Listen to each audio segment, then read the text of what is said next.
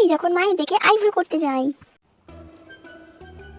সোনা মা, আমি একটু বেরোচ্ছি, তুমি চুপ করে কিন্তু বসে থাকবে। তুমি খেলা করো, আমি এক্ষুনি চলে আসবো, ঠিক আছে? মা তুমি সাজুগুজু করে কোথায় যাচ্ছ?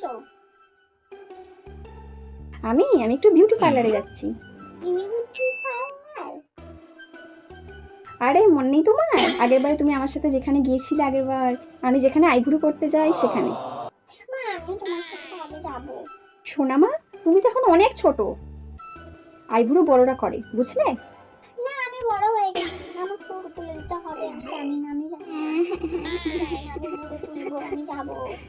মিষ্টি মা, আমি কিন্তু পাপাকে এবার ফোন করে সব বলবো। চুপচাপ পড়তে বসো, যাও। মা চলে গেছে তো কি হয়েছে? মা বিউটি পার্লারে গিয়ে ফটো তুলবে, আমি বাড়িতে বসেই ফটো তুলবো। তো ফটো নিয়ে চলে এসেছি। আমি তো দেখেছি এরকম সেটে দিয়েই পার্লারে মায়ের ফটো তুলছিল। আমি ঘরে বসে বসেই তুলবো, আমি ঘরে বসে বসেই তুলবো। আমি তো দেখেছি কিভাবে তুলতে হয়। আমি ঘরে বসেই ফটো তুলবো, মা এসে আমাকে দেখে সারপ্রাইজ হয়ে যাবে। Oh, no, no, no, no. ও আমার লেগেছে।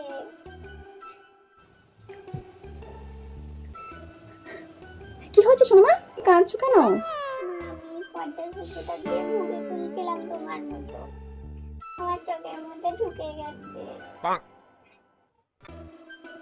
শোনো, তুমি যদি ছোট বয়সে আইব্রো করতে যাও, তোমাকে কিন্তু কেউ ভালোবাসবে না, বুঝেছো?